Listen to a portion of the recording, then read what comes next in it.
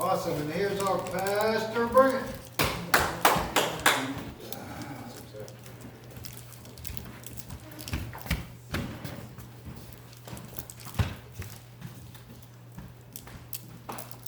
It's been a fun couple of weeks. It's been fun. And I've been asked a couple of times, how am I still smiling through the couple of weeks? And for those that don't know, not this past Wednesday, but Wednesday before that, me and Beth and the kids ended up sleeping here at the church because our tire blew. We were on the road, we left here, about 8, something like that? And we were on the road, side of the road, until about 9:30 when we could get back here. Of course, you're not finding a tire shop at 8 o'clock at night. No, you don't. So, luckily we were able to use a trailer tire, one of those little small trailer tires, to get back here. For those who've never rode on a wrong size tire, that is a fun experience. Yeah. So we get back here, so we spend the night. The kids, Beth, it takes them a while to finally fall asleep. I'm up all night. Then the next morning, I get Evan to come and we're gonna go find me a tire. We went to 7 different tire shops. Oh, my goodness. Couldn't find my size tire. Then we decided, okay, well we gotta get back to Siloam and look. So we rode on that little trailer tire from here all the way to Siloam. Then we get to a tire place and we wait 3 hours for a tire change. 3 hours. Goodness. I'm still awake at this point. I'm going. I'm zoning. And then what was it, that Friday? About the weather. The storm came Thursday night. So I talked to Terry Friday morning. We're feeling good. And the sun is shining. I was out driving around. I was like, I probably should get someone to check the church just to make sure. I sent Zephyr down. He said, it's flooded. He video called me. It is covered. I was like, okay, give us an hour. We'll be out there. So then from Friday, we were out here trying to get as much as we can. We will post pictures later of y'all see the pastor floating on the door. It was that deep, I was floating on the door. So I go ahead and take Beth and the kids. I said, there's nothing y'all can do until we get rid of this water. I take them back home. And I come back. And I have this little bitty pump. I had to go to the store twice to get a pump. And it's pumping pretty good, just not for the amount we had. I was here all night, Friday, staying up, checking this thing, checking it. Saturday, Terry comes and he looks, he said, okay, I'll be back, Pastor. And I called Beth and I was like, okay, well, I'll come get you here soon. I was like, Terry was here? And she was like, oh, where are you going? I was like, I'm not for sure. He said, I will be back, Pastor. And I said, and with Terry, you never know. He might be coming back with more people. He might be coming back with something. I don't know. I just know he'll be back. He comes back with a bigger pump. And that thing starts sucking that water out. So I go get Beth, and then we come back and it's basically done. We spend the rest of Saturday trying to pull stuff out. Then we spend Sunday, that's why we didn't have service, pulling stuff out, guys. You see how it's been fun. People ask me, why are you smiling through this? And I said, imagine the plans God has for this church and everyone in it, for the devil to be trying this hard to bring us down. I said, I am so excited to see what happens. I said, between a tire, a trailer ride, because it was fun with Beth and the kids, because if you stop or you roll down your window, you can hear that tire. It was fun. People's like, okay, I don't know about pastors, I do have fun. But, so then we came and we were here throughout the week, cleaning, bleaching. Bless Beth, she was down there with that bleach and that water hose. I was carrying stuff out, she was bleaching. And we finally took a few days off. And then I got another praise report because we had to throw stuff away. We had to do that. We had to carry bags of water in our car. How many of you know when you have papers and water, that smell will eventually get stuck in your vehicle? I have been battling my vehicle the last few days to get that water. We rode from Siloam to here with our windows down to get air going through more. So I was like, okay, and I was telling them, I was like, we got one more load that we will take back to Siloam. But it should be dried out. It shouldn't be that bad. It shouldn't add to the smell. Terry, when he gets here this morning, he tells me, he said, hey, I just want you to know, I hope it's okay. I took that stuff that was back there at the church. I was like, oh, that is more than okay. It's less than I have to carry back. So I had a bigger smile on my face for that. See, downstairs we still got some work to do. But it's not just about the inside, it's about the outside too. For those who did not see, we had trash all over outside. Leaves, random trash that blew from everywhere. So thankfully, Regina, Kinsey, and Kenny, they went through and they picked all that up. And then we had, I weeded it and we had Zevin mow, which y'all see, we need to mow again because it has the clumps and different things. And so he'll be out there again and mow it. This time it won't be me weeding, it'll be Michael. Because it's not just the inside, it's the outside, because that's what people notice. So we still got work to do. But it's been fun. The reason why I'm saying it's fun is, imagine trying to do a work day without a disaster. How many people would you get to show up? But then we had so many people. We even had Bryce. And we had your brother come. And they were a blessing. They were a blessing. That's the first time I met Bryce. So, yeah, they were a blessing.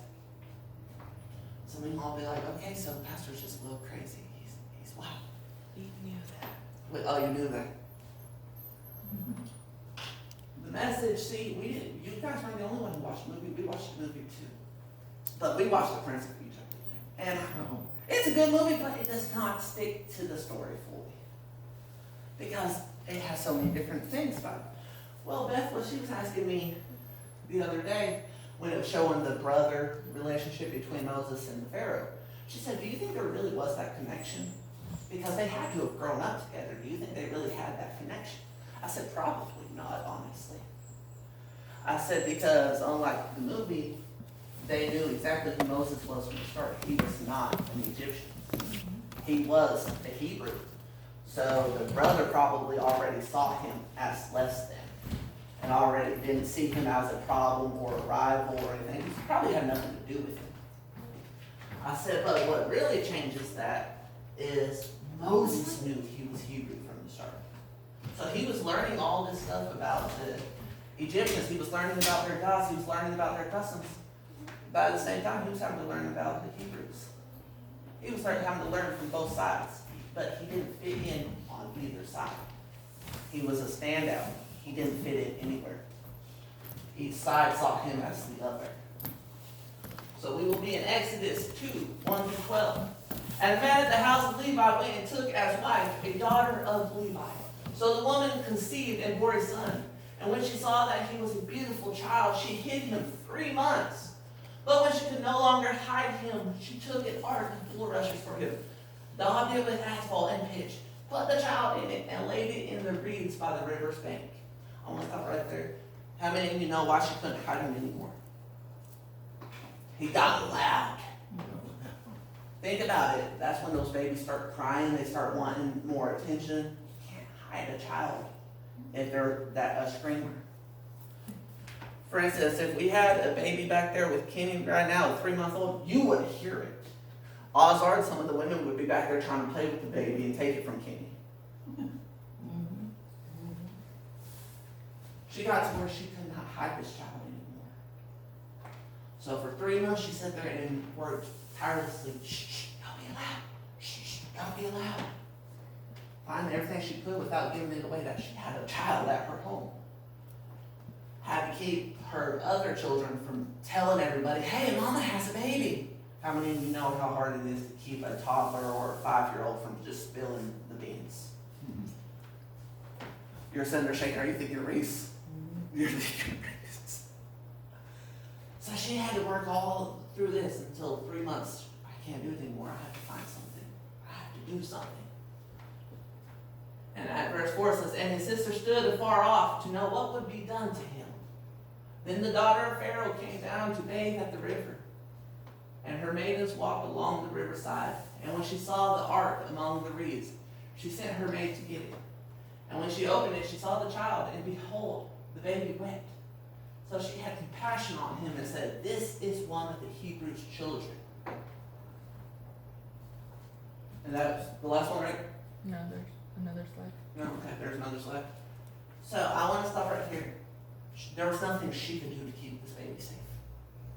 Nothing at all. She literally, quite literally, put him in the hands of God by saying, hey, the Lord's going to see you through. The Lord's going to get you through. Now, I will say in that movie, they do a pretty good idea of showing you how dangerous it is to send a child down the river. Between the hippos and the crocodiles and everything else. They do a pretty good idea of painting the image. It gets pretty dangerous to send a child down the river.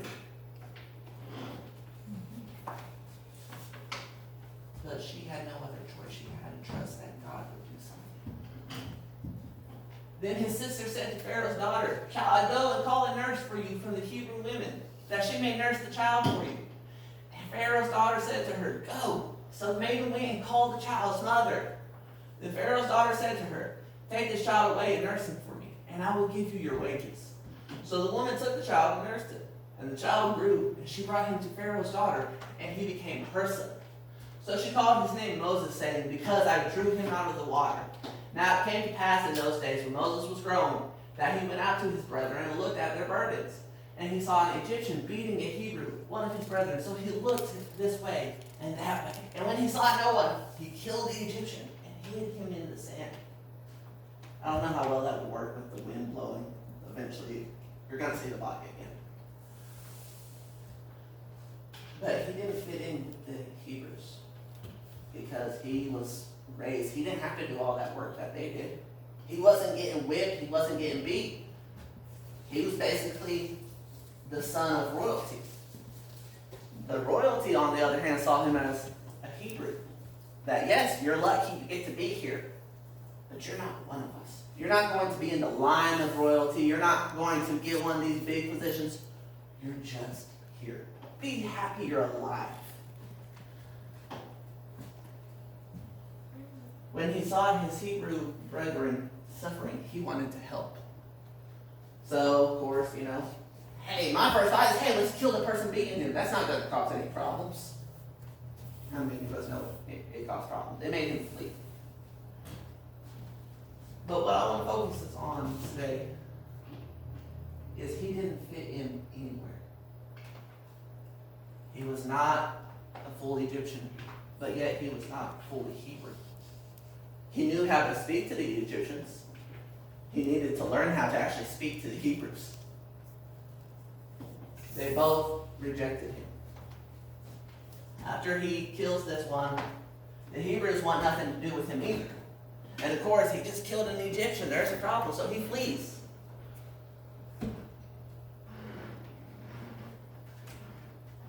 Neither side really wanted him. Neither side really claimed him. He was abandoned and cast aside by both. And I'm sure at some point in our life we have felt like we've been cast aside by the world, that we have been abandoned by people that we trusted. He knew not what to do. He ran out and he found a new life.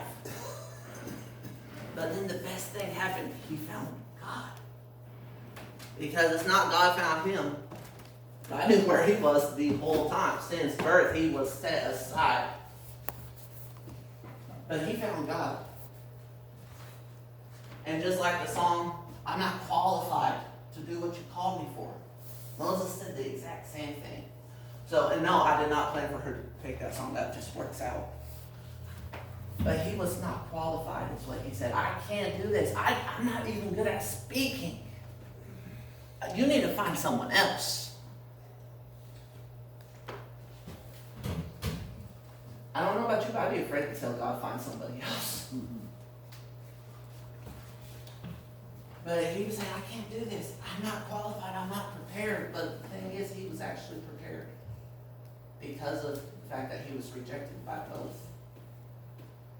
Because he was raised by the Egyptians, he would know how to speak to them. He would know what their customs were. He could tell Aaron, hey, this is what you need to say. This is what they're going to do. He knew their customs. He was taught. And not just by regular Egyptians. He was taught by royalty. The same teachers that was teaching the future Pharaoh was teaching him. He didn't connect with the Hebrews because he needed to stand out away from them, because he had to be directly with God. He had to lead the Hebrews. But he was not connected to either. When he said, let my people go, he didn't say, let me and my people go. He said, let my people go. Because he was already gone. He came back because God told him to come back. That's over here, this life, that's not for you. You need to be over here. As I said, when we got here, and I opened the back door, I sent them this way, and I went through the back door. The water came up about halfway up that ramp. There was chairs, there was everything. In my mind, I'm thinking there's the refrigerator plugged in, there's a microwave plugged. There's probably, this water might be shocking. So I'm wearing my rubber sole shoes, and I'm thinking, okay, how do I know? Because I gotta get down here. It probably would have still shocked me, but I tapped the water with my jacket. I just tapped it. I was fine. I was like, okay. And I put my hand in. And I didn't get, I thought I might have quick enough reflexes to pull away. I know that's ridiculous. It would have grabbed me. But I didn't get shocked. That was my praise report in that moment. Lord, thank you for not letting it be electrified down here, because that would have made things so much worse. So I get down there, wading through water, fighting, tripping over stuff because I can't see everything. I get to the refrigerator and it's floating. Flipped over, but the light is still on in the refrigerator. You can still hear it, it's plugged in. I said, okay. The microwave is completely gone. It's underwater, it was filled, it was still plugged in, but the plug-in was gone too. My next praise report was, Lord, bless whoever made that refrigerator to keep it still going, because that is a brand new refrigerator. My next big one was when Kenny handed me pliers and said, okay, no, just unplug the refrigerator with these. I said, okay, and they were rubber handled, right? It was rubber handled. Mm-hmm. I put a napkin around them and I said, okay, it worked. I was so happy. Thank you, Lord, for not letting me get shocked by that, because I'm standing in water messing with electricity. Throughout all of that, the random praise reports, random prayer requests, it got me thinking about all the plagues and everything that they had to go through. All the issues that was coming, all the people that were looking to Moses and blaming Moses. The work that the Hebrews had to do extra. You know, at first they blamed Moses. It's your fault you have to do extra work. It's your fault for this. So even though when he came to say, hey, I'm saving you people because God sent me, they still blamed him. And he still stuck through it. When all the things started happening, all the plagues started happening, he was giving the Egyptians an out. Hey, you just let us go. You don't have to face all of this. They still blamed him. They still saw him as the problem. We talked this morning about you're going to go through suffering and you're going to go through problems. It's just part of being a Christian. That you're going to get attacked, but there will be a rainbow. The song where it says, give me hope like Moses and the wilderness. How much hope and faith did he have through all of those situations? Every time he goes and speaks to Pharaoh and he says no, but now you've got more work, you have to go back to the Hebrews and tell them, hey, not yet, but you guys got to work more. Imagine that, hey, how many of y'all wanted to bring bad news from the boss to somebody else? Hey, we got to work extra. We got to work overtime. He wasn't set in either side. He had to be set aside because I chose him. The reason why I'm bringing this up is you may not feel like you fit in the world. You're not meant to be. You're set aside. You were picked from birth to reach those ones that only you can reach. Moses was able to speak to the Egyptians through Aaron because he knew how to speak to them. He failed to speak to the Hebrews because God spoke to him, the one they worship. But he was not in either camp. He was set aside. No one would have thought this little baby that got sent down the river would have been leading them to freedom. But it goes to show that God can use anybody in any situation. You may be going through burden and problem after problem. But if God could use a baby that was sent down a river because the mom could not watch them anymore, imagine what he could do with your life.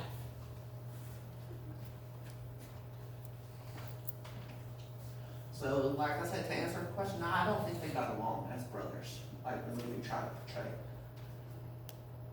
And I think throughout his whole life, until he found God, he probably felt like an outsider. He felt out of place. I do think that's why he probably had so much trouble speaking.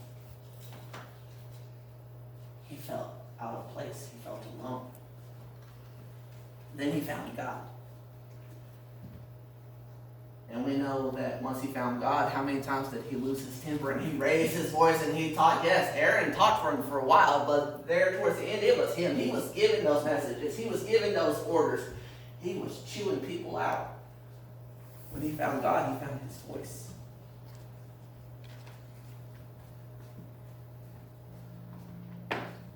You're not you until you find God.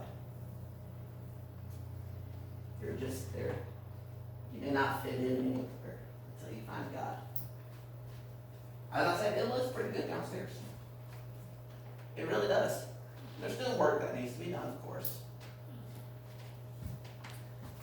I still say one of the funniest things, Beth opened the door. And some of y'all know when water hits doors, the door warps a little bit. You have to really put some pressure into opening this door.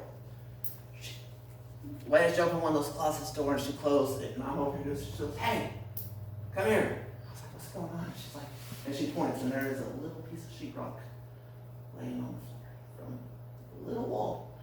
She goes, "I opened the door and shut it, and it fell." I said, okay. So I pick it up and I touch the wall. It dispersed. So I just pulled it off. Honestly, I kind of like the open book better. There's still the lights, it still works. But what I'm getting at with that is sometimes we can sit there and think it has to be a certain way. It has to look a certain way. It has to be a certain way or it's not right.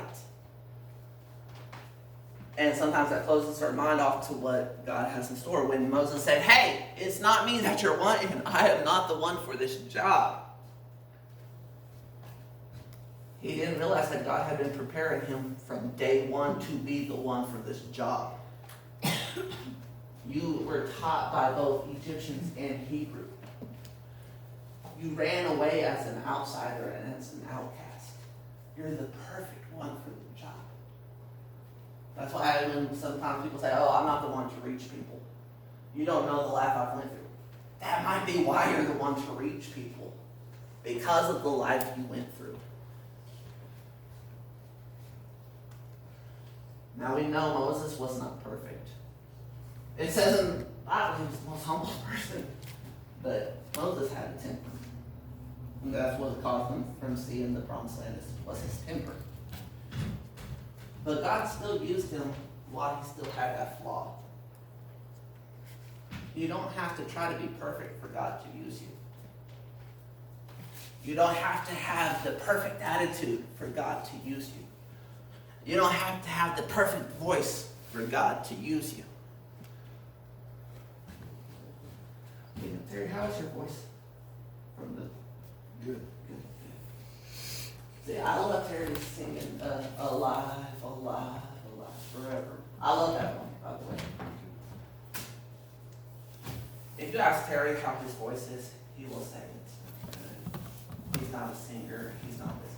I actually love the way he sings it. I've heard it from different people. I just love the passion you put into it.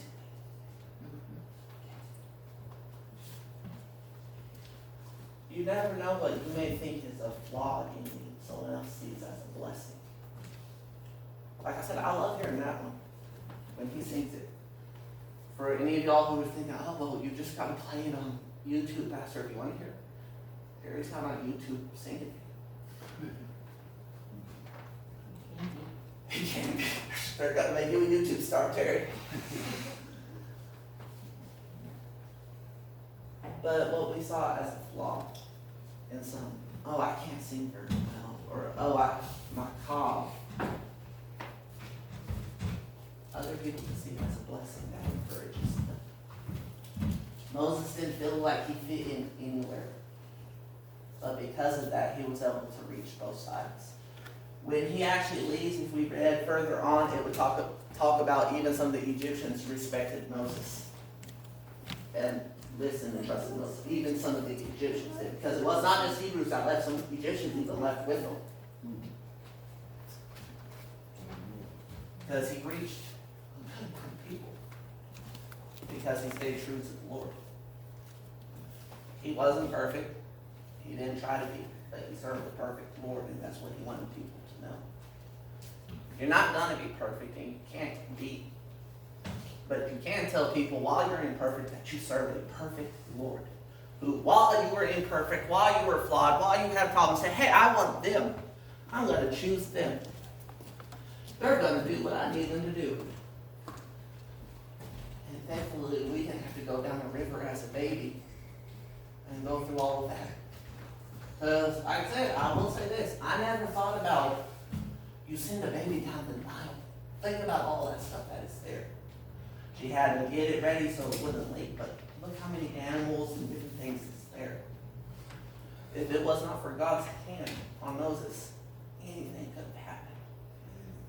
So God had a plan for Moses from the start.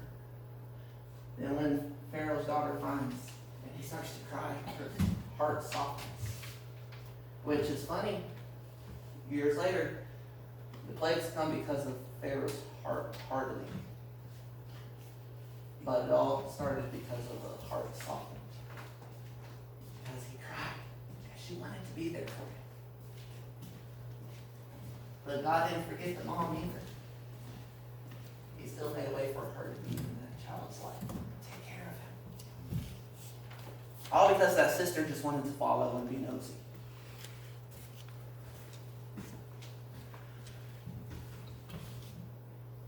As I said, it was down here. I'm smiling because it could have been so much worse. I'm smiling because we've been talking for a couple of years, and I know y'all have said for years before this that we needed to actually just purge that basement and clear everything out anyways. God works in mysterious ways. There's going to be a lot more work that needs to happen. When they left Egypt, there was a lot more work that needed to happen. They weren't done. They weren't perfect. They still had flaws. They still questioned. They still had doubt. But God was still with them. Even when he was angry, he was still with them.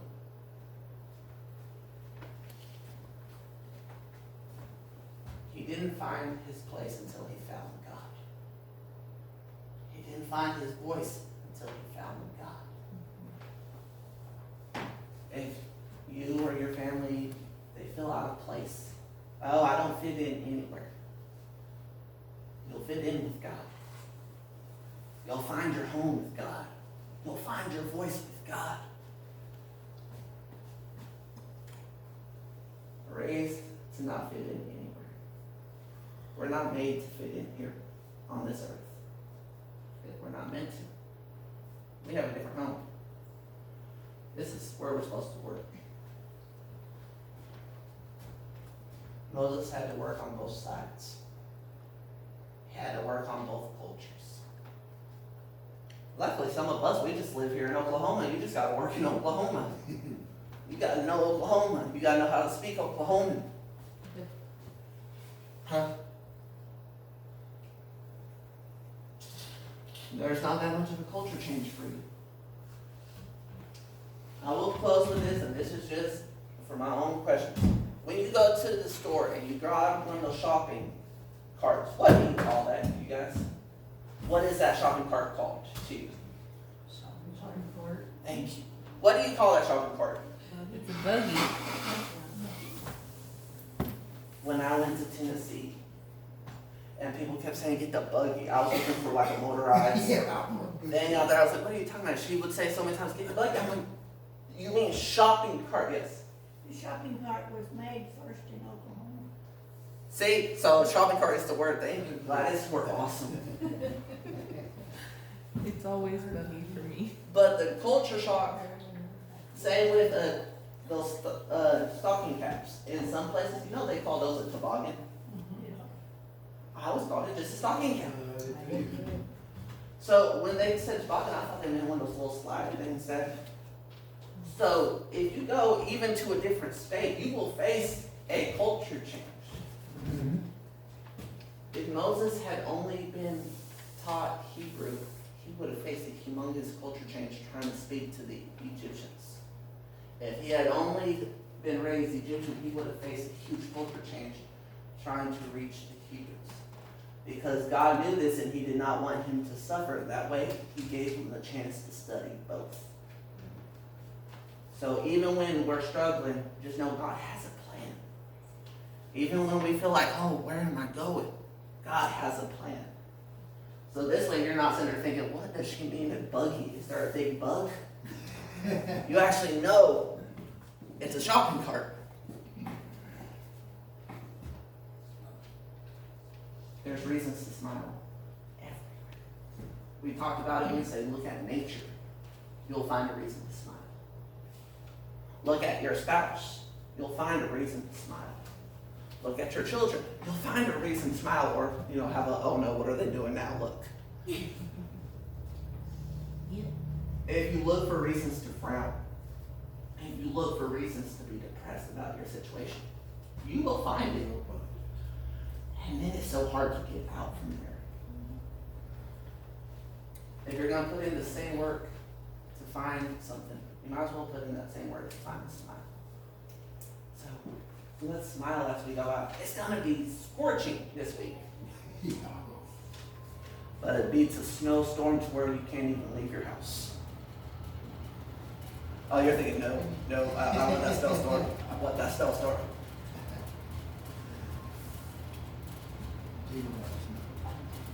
Oh, I love snow until I get stuck. You said, so you don't leave the house. I'll go ahead and walk. I walk through it. He walks. I say goodbye. But you will find lots of reasons to smile if you actually look for them.